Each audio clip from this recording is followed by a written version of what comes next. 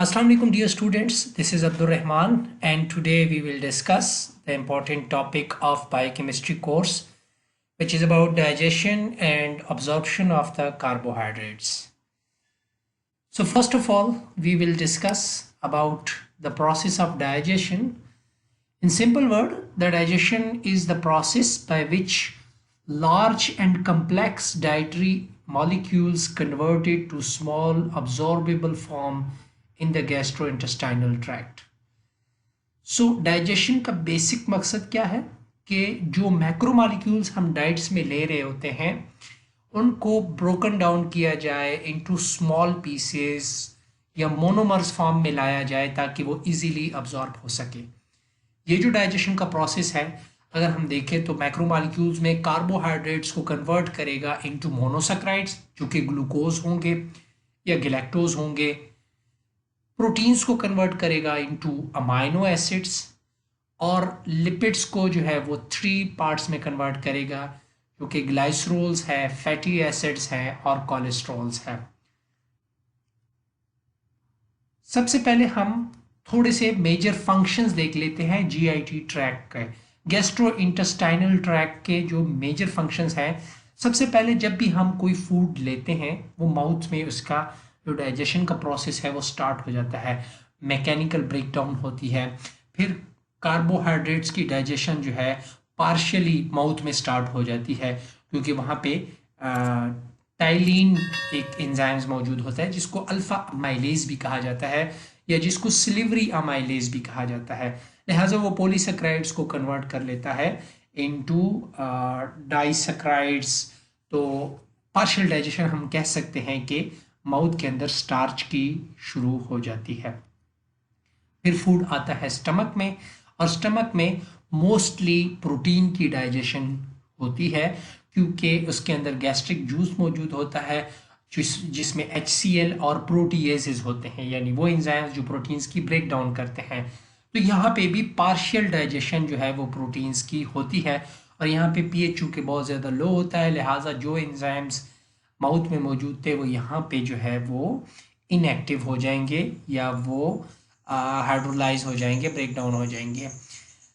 फिर जब आगे हम मूव करते हैं तो लीवर और गाल ब्लैडर का भी बड़ा इंपॉर्टेंट रोल है क्योंकि हमारे यहाँ जो इसमें जो बाइल की सिंथेसिस होती है वो गाल ब्लैडर में स्टोर होता है और जब भी फूड इंटेस्टाइन में पहुँचता है तो गाल ब्लैडर से बाइल जो है वो रिलीज होता है into the duodenum part of the intestine और बाइल का अपना एक रोल है लिपिड के डाइजेशन में, एमल्सिफिकेशन के प्रोसेस में।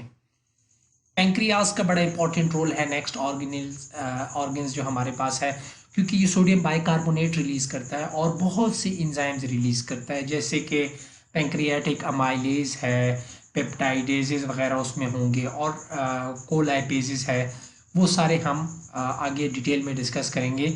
और इसका और इम्पॉर्टेंट रोल भी ये है कि जो फूड स्टमक से इंटेस्टाइन के अंदर पहुंचता है तो सोडियम बाइकार्बोनेट उसके अंदर रिलीज करता है और उसकी पीएच को जो है न्यूट्रल टू स्लाइटली अल्कलाइन जो है वो मेंटेन रखता है।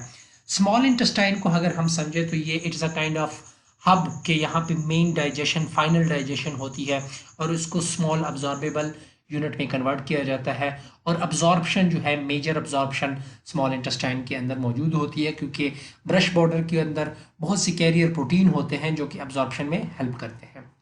लार्ज इंटेस्टाइन में अब्जॉर्प्शन ज़्यादातर इलेक्ट्रोलाइट्स की होती है या अगर हमारे पास कुछ ऐसा फूड है जो कि डाइजेस्ट नहीं हुआ बाकी जगहों पे और लार्ज इंटेस्टाइन तक पहुंच गया है तो चूंकि लार्ज इंटेस्टाइन जो है वो हब है बैक्टीरियल के लिए, नॉर्मल फ्लोरा के लिए, तो बैक्टीरिया उन अनडाइजेस्टेड फूड को यूटिलाइज करता है और उसमें से गैसेस प्रोड्यूस होती हैं या बाकी जो भी बाय प्रोडक्ट है वो बनती है। अब हम आ जाते हैं कार्बोहाइड्रेट की डाइजेशन की तरफ। हम ब्रीफली ओवरव्यू लेंगे। जैसे कि मैंने पहले कहा कि माउथ में ही कार्बोहाइड्रेट की डाइजेशन स्टार्ट हो जाती है। मोस्टली स्टार्च जो है उसको कन्वर्ट किया जाता है into dextrin, isomaltose and maltose with the help of enzyme salivary alpha amylase या जिसको हम कहते हैं टाइलिन भी कहते हैं। लिहाजा इसमें होता क्या है कि ये अल्फा अमाइलेज जो है that is specific for alpha 1,4 glycosidic bonds and we know that कि alpha 1,4 glycosidic bond is present in starches. लिहाजा जहाँ जहाँ अल्फा 1,4 ग्लाइकोसिडिक बॉन्ड्स होगा तो ये सिलेवरी अल्फा अमाइलेज उसको ब्रेक करके माल्टोज, आइसोमाल्टोज या फिर डेक्स्ट्रिन वगैरह में कन्वर्ट करेगा। लेकिन यहाँ पे ये ज़रूरी है कि जहाँ पे कोई ब्रांच पॉइंट आएगा स्टार्च के अंदर, जैसे कि अमाइलोपेक्टिन वगैरह में होता है, वहाँ पे आपको पता है कि अल्फा 1,6 ग्लाइकोसिडिक बॉन्ड होता है, बनता है। लिहाजा alpha 1,6 glycosidic bond alpha amylase break नहीं कर सकेगा। वापस आते हैं माउथ की तरफ। तो माउथ में हमने अल्फा माइलेज की एक्टिविटी जान ली है। लेक्टोज के ऊपर माउथ में कोई फर्क नहीं पड़ेगा, वो एज इट इज स्टमक तक जाएगा। सुक्रोज के ऊपर भी कोई फर्क नहीं पड़ेगा जो कि डाइसैकेराइड है, एज इट इज स्टमक तक जाएगा। और सेलुलोज के ऊपर भी कोई फर्क नहीं पड़ेगा। वी नो दैट के सेलुलोज की डाइजेशन बॉडी में, ह्यूमन में नहीं होती, सो वो ऑल द वे स्टमक से होते हुए, स्मॉल इंटेस्टाइन से होते हुए लार्ज इंटेस्टाइन में जाएगा और वहां से एक्सक्रीट आउट हो जाएगा। अब आ जाते हैं कि जो पार्शियल डाइजेशन माउथ के अंदर कार्बोहाइड्रेट्स की हुई है, तो फूड जो है इनिशियल मैस्टिकेशन के प्रोसेस से गुजरने के बाद स्टमक के अंदर आ गया है। अब स्टमक के अंदर पीएच इंतहाई लो होता है क्योंकि HCl रिलीज होता है और अमाइलेज की एक्टिविटी जो है उसमें स्टॉप हो जाती है और बाकी कार्बोहाइड्रेट की डाइजेशन स्टमक के अंदर नहीं होती। लिहाजा ये जो फूड है जब सेमी डाइजेस्टेड फॉर्म में फिर चला जाता है इंटेस्टाइन के अंदर, जो कि स्मॉल इंटेस्टाइन है।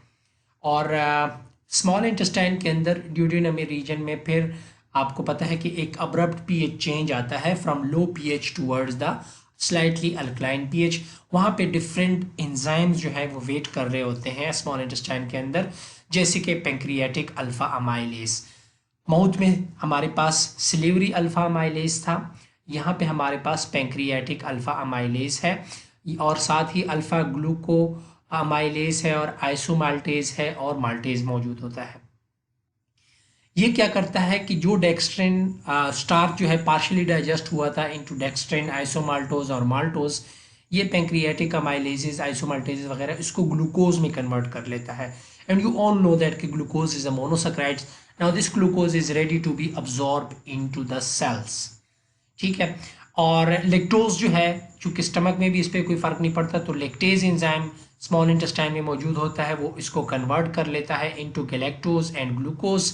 जबकि सुक्रोज जो है वहाँ उस पर सुक्रेज एंजाइम एक्ट करता है और उसको कन्वर्ट कर लेता है इनटू फ्रुक्टोज एंड ग्लूकोज। सो इस तरह से ये प्रोसेस जो है स्मॉल इंटेस्टाइन में ज़्यादातर तरतीब पाता है, जिसमें ये जो लार्ज यूनिट है कार्बोहाइड्रेट्स को, उसको स्मॉल मोनोसैकेराइड्स में कन्वर्ट किया जाता है। Now they are ready to be absorbed on the cells which are present around the lumen of the intestine। लिहाजा यहाँ से absorb होना शुरू हो जाएंगे। अब हम आ जाते हैं absorption of the carbohydrates के बारे में। जब हम कहते हैं कि कार्बोहाइड्रेट्स की absorption की बात करते हैं, तो कार्बोहाइड्रेट्स की absorption हमेशा कुछ कैरियर प्रोटीन्स होते हैं उसके थ्रू होती है, कुछ चैनल्स होते हैं अवेलेबल होते हैं जो कि अपटेक करते हैं ग्लूकोज को। सो उसको हम कहते हैं ग्लूकोज ट्रांसपोर्टर, या हम उसको फैमिली ऑफ सोलूट कैरियर प्रोटीन भी कहते हैं। इन शॉर्ट हम उसको SLC बोलते हैं। In family of सोलूट carrier proteins को हम फर्दर जो मेन इंपॉर्टेंट है उसको दो में डिवाइड करते हैं। वैसे ये और भी ज़्यादा हो सकते हैं, स्टिल इस पर रिसर्च हो रही है। सो उसमें हमारे पास एक है सोलूट कैरियर 2 और दूसरा हमारे पास है सोलूट कैरियर 5। सोलूट कैरियर 2 जो है ये ग्लूकोज ट्रांसपोर्टर है और इसमें सोडियम इंडिपेंडेंट प्रोसेस होता है, यानी सोडियम की ज़रूरत नहीं होती ग्लूकोज की ट्रांसपोर्ट के लिए। जबकि सोलूट कैरियर 5 जो है ये sodium and glucose transporter proteins है या चैनल्स हैं और इसमें सोडियम डिपेंडेंट ग्लूकोज ट्रांसपोर्ट होती है, या हम इसको ये भी कहते हैं कि सोडियम ग्लूकोज को ट्रांसपोर्ट। यानी जब सोडियम अब्जॉर्ब होता है सेल के अंदर तो साथ ही साथ चैनल के थ्रू सोडियम अपने साथ ग्लूकोज को भी ह्यूमन ऑफ इंटेस्टाइन से लेकर सेल के अंदर ले आता है। सो इसको हम कहते हैं सोडियम डिपेंडेंट ग्लूकोज ट्रांसपोर्ट। तो ये बेसिकली हम उसको मजीद समझ लेते हैं कि ये सोडियम डिपेंडेंट और sodium independent glucose transport basically होती कैसे है। फॉर एग्जांपल ये हमारे पास सेल है जिसमें ग्लूकोज की अब्सॉर्प्शन होनी है और ये जो एरिया है ये सारा ल्यूमन ऑफ द इंटेस्टाइन है जिसमें कार्बोहाइड्रेट की डाइजेशन हो चुकी है और वो मोनोसैकेराइड फॉर्म में आ गया है, चाहे ग्लूकोज हो, गैलेक्टोज हो या कि फ्रुक्टोज हो। अब इसने अब्जॉर्ब होना है।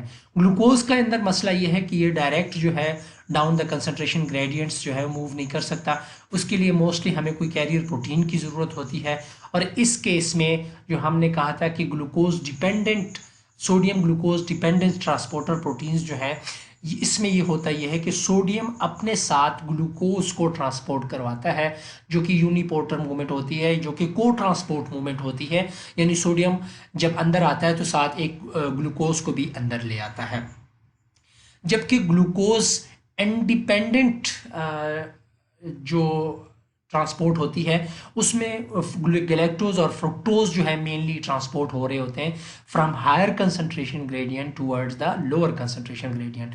लिहाजा जब भी हम कोई डाइटरी इंटेक लेते हैं और फिर उसकी डाइजेशन होती है तो of course lumen of the intestine के अंदर ग्लूकोज, गैलेक्टोज और फ्रुक्टोज की कंसंट्रेशन बढ़ जाएगी और सेल के अंदर कम होगी। लिहाजा ये हायर कंसंट्रेशन से लोअर कंसंट्रेशन के तक मूव करेगा, यानी सेल के अंदर मूव करेगा। और यहाँ पे चूंकि ग्लूकोज ट्रांसपोर्टर 5 मौजूद है और इसको सोडियम की ज़रूरत नहीं होती ताकि ग्लूकोज या लैक्टोज या फ्रुक्टोज को अंदर लेके आए, लिहाजा ये डायरेक्ट हायर कंसंट्रेशन से लोअर कंसंट्रेशन तक इनको ले आता है, यानी सेल के अंदर ले आता है। और सेल के अंदर फिर जब इसकी कंसंट्रेशन ज़्यादा होती है तो एक और ग्लूकोज ट्रांसपोर्टर 2 मौजूद होता है जो उसको दूसरी तरफ कैपिलरी के अंदर लेके आ जाता है, यानी हेपेटिक पोर्टल वेन से होते हुए फिर ये जो लिवर है वहाँ तक ये ग्लूकोज जो है वो पहुँच जाता है और आगे फिर उसका जो भी मेटाबॉलिज्म का प्रोसेस है या जो भी जिस पर्पज़ के लिए उसको यूटिलाइज होना है तो वो यूटिलाइज हो जाता है।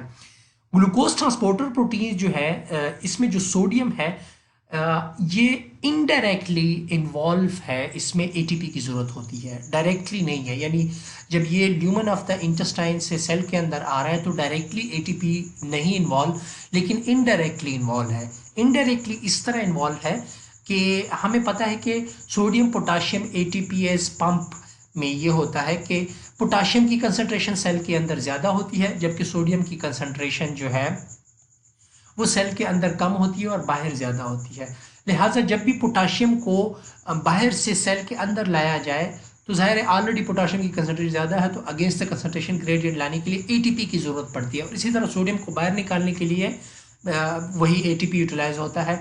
लिहाजा ये जो सोडियम बाहर आया होता है ये एटीपी के ज़ोर पे बाहर आया होता है और वही सोडियम जब वापस सोडियम ग्लूकोज ट्रांसपोर्टर प्रोटीन के ज़रिए सेल के अंदर आ रहा होता है तो यहाँ इसको एक बार एनर्जी की ज़रूरत पड़ी थी। लिहाजा ये इनडायरेक्टली हम कह रहे हैं कि ये सोडियम डिपेंडेंट ग्लूकोज ट्रांसपोर्ट जो है ये इनडायरेक्टली एटीपी इसको चाहिए होता है।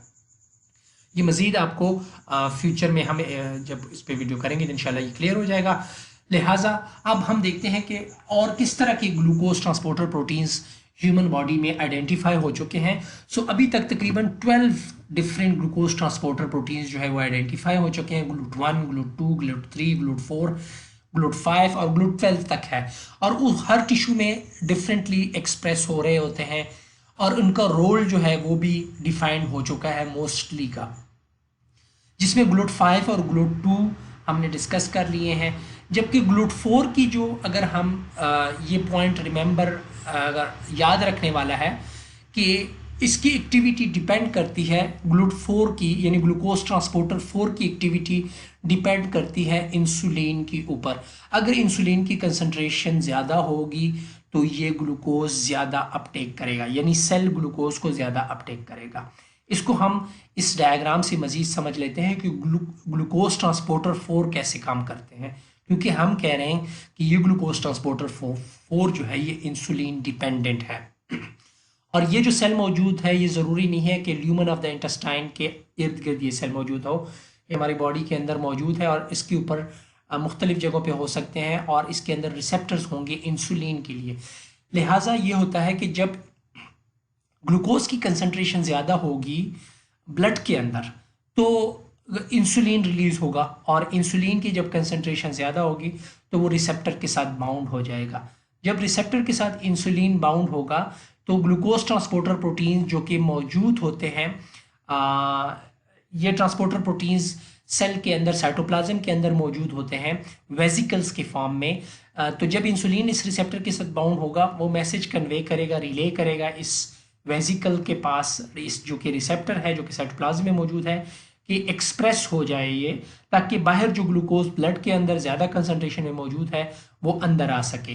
तो इस केस में ये जो वेसिकल्स हैं जिसमें रिसेप्टर मौजूद है ये मूव करेंगे टूवर्ड द सेल सरफेस, और सेल सरफेस पे आके ये जो रिसेप्टर है ये एक्सप्रेस होना शुरू हो जाएंगे, और ये चैनल्स जो हैं ग्लूकोज ट्रांसपोर्टर प्रोटीन्स ये ग्लूकोज को अलाउ करेंगे कि इसको सेल के अंदर ले आए, यानी ग्लूकोज की अपटेक स्टार्ट हो जाएगी। और ग्लूकोज की अपटेक तब तक रहेगी जब तक इंसुलिन इस रिसेप्टर के साथ बाउंड हुआ है, यानी इंसुलिन की कंसंट्रेशन जब तक ज़्यादा है तब तक ये ग्लूकोज जो है सेल के अंदर आएगा। लिहाजा जब ग्लूकोज की कंसंट्रेशन बाहर प्लाज्मा के अंदर कम हो जाएगी तो इंसुलिन भी पीछे से कम हो जाएगा। जैसे ही इंसुलिन ड्रॉप होगा रिसेप्टर से इंसुलिन रिलीज हो जाएगा, तो ये जो रिसेप्टर है ये अपना काम कंप्लीट करने के बाद वापस वेसिकल्स के फॉर्म में आ जाएंगे और साइटोप्लाज्म के अंदर इन्वेजिलेट हो जाएंगे या एंडोसोम्स के फॉर्म में आ जाएंगे, और फिर ये एक एंडोसोम्स के साथ कंबाइन होने के बाद इसमें से फिर बड ऑफ होंगे यानी वेसिकल्स बनाएंगे और रेडी फॉर्म में मौजूद रहेंगे। वेट करेंगे जब कभी प्लाज्मा के अंदर ग्लूकोज की कंसंट्रेशन बढ़ जाए तो इंसुलिन अवेलेबल हो जाएगा और इंसुलिन रिसेप्टर के साथ बाउंड हो जाएगा, और ये जो प्रोसेस है कि ये वेसिकल वापस आएंगे सेल सरफेस पे ग्लूकोज को अंदर लेके आएंगे, और ये प्रोसेस इस तरह से साइकिल के फॉर्म में चलता रहता है। सो इस तरह से ग्लूकोज की अब्जॉर्प्शन, डाइजेशन और अब्जॉर्प्शन का प्रोसेस की एक छोटी सी समरी मैंने आपको एक्सप्लेन की है। उम्मीद है आप लोगों को समझ आ गई होगी। इंशाल्लाह नेक्स्ट किसी लेक्चर में आपसे फिर मुलाकात होती है, तब तक के लिए अल्लाह हाफिज़।